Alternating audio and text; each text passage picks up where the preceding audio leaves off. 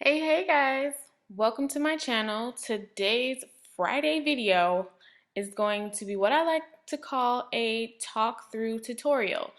So if you're interested, please stay tuned. So if you follow me on Instagram, you have seen this image that we're using today with Sabrina. So as you can see, the image I have here is the final image.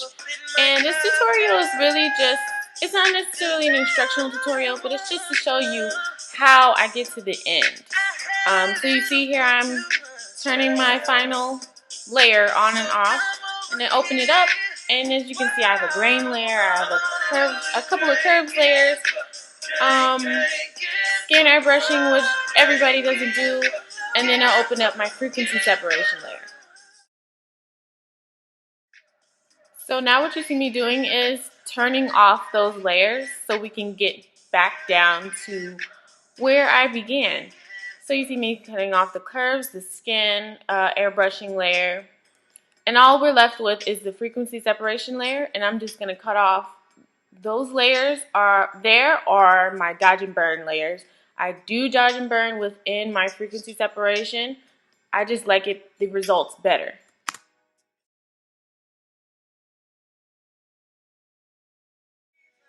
So you see us zooming in, toggling that top final layer on and off, because all we have now is the frequency separation layer that is still turned on.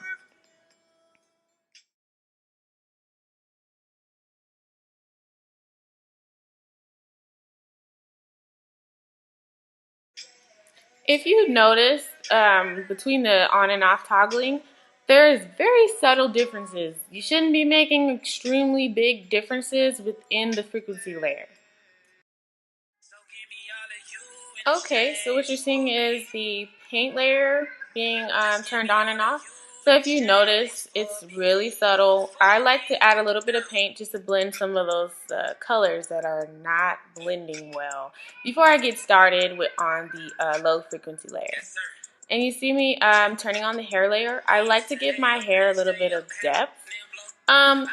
It's a little exaggerated just because of the layers on top. Normally I wouldn't exaggerate that much. So as you can see, we're just going to continue to go up in those dodge and burn layers.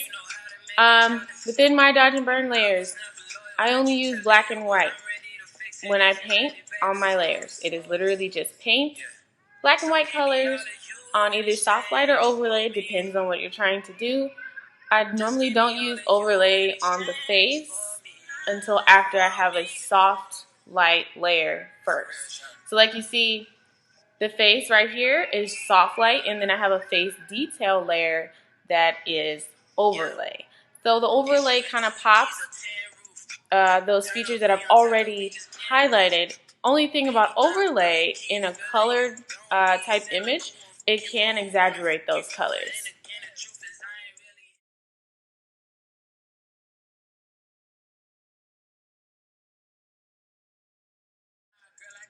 So this altogether is my frequency separation group. So this is all that I've done just in frequency separation. So you see the differences. It's subtle yet not, but I love the result just because I'm dramatic. Alright, so lastly we have my adjustments layer group. In there you have the skin airbrushing group layer, I guess you could say, and it is literally just what it says. Is for skin airbrushing, just to blend some of those difference in color on, like, in the cheek area and those darker shadows, just to blend those in. And I just use a small amount, a tiny amount, to where you probably wouldn't even notice at 100%. And then I also add on to that with my high pass layer with a little bit of noise added to it, and use a textured brush. I don't use the regular round brush. I use the actual textured brush on the skin itself. I use the round brush on like eyebrows, eyes, lips, hair, anything that needs to be sharpened. And then just add my curves layers, and I do have a layer of grain added to this just because it has more of a vintage feel, and I really love the outcome. So that's it, guys. As you can see, we got the before and after at the end here. So thanks for watching. Hey, don't forget, guys. Thanks. Bye.